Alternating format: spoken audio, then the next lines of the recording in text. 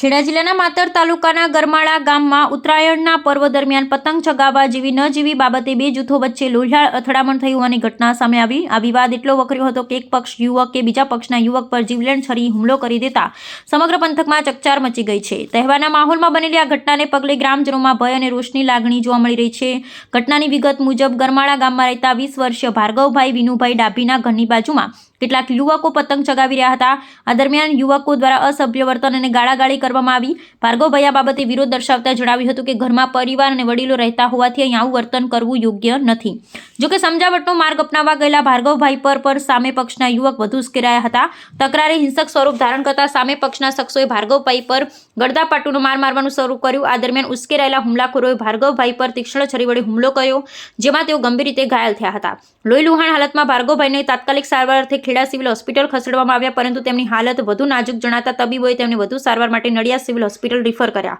આ ઘટનાને પગલે બજરંગ દળના સંયોજક કેયુર પટેલે આક્રોશ વ્યક્ત કરતા જણાવ્યું હતું કે આ હુમલો સામાન્ય ઝઘડો નહીં પણ હત્યાનો પ્રયાસ છે. તેમણે આક્ષેપ કર્યો હતો કે જાણી જોઈ તહેવારોના દિવસોમાં અશાંતિ ફેલાવવાનો પ્રયત્ન કરવામાં આવ્યો. બજરંગ દળ દ્વારા માંગ કરવામાં આવી છે કે દોષિતો સામે કડક કાયદાકીય કાર્યવાહી કરવામાં આવે. ભવિષ્યમાં આવી ઘટનાઓ ન બને તે માટે દાખલો બેસાડવામાં આવે. સમગ્ર મામલે સ્થાનિક પોલીસને જાણ કરવામાં આવતા પોલીસ કાફલો હોસ્પિટલ પહોંચ્યો. પોલીસે ઇજાગ્રસ્ત યુવકની પૂછપરછ કરી ફરિયાદ નોંધવાની તજવીજ હાથ ધરી. કેયુર કુમાર પટેલ, જિલ્લા બજરંગ દળ સંયોજક. આજ રોજ સાંજે 4 થી 4:30 ની વચ્ચે ગરમાળા ગામે માતર તાલુકાના ભાર્ગવભાઈ ડાભી પોતે ખેતરમાં પરિવાર સાથે નિવાસ કરે છે.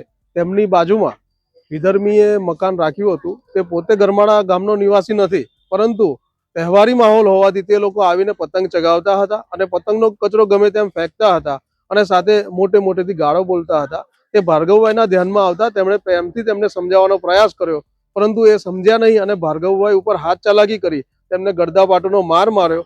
અને એટલું જ નહીં, તેમની ઉપર હથિયારથી હુમલો કર્યો અને એ જીવલેણ હુમલો એવો કર્યો છે કે એ અટેમ્પ્ટ ટુ મર્ડર ટાઈપ એમનો હુમલો છે. એમને ખેડા સિવિલ થી નડિયાદ સિવિલ હાલ ખસેડવામાં આવ્યા છે અને અત્યારે તેમની સારવાર ની તકેદારી અર્થે તેમને સીટી સ્કેન માટે લઈ જવામાં આવ્યા છે. પોલીસ ફરિયાદ કરેલી છે અને પોલીસ પ્રશાસન એમાં કાર્યવાહી કરી રહ્યું છે.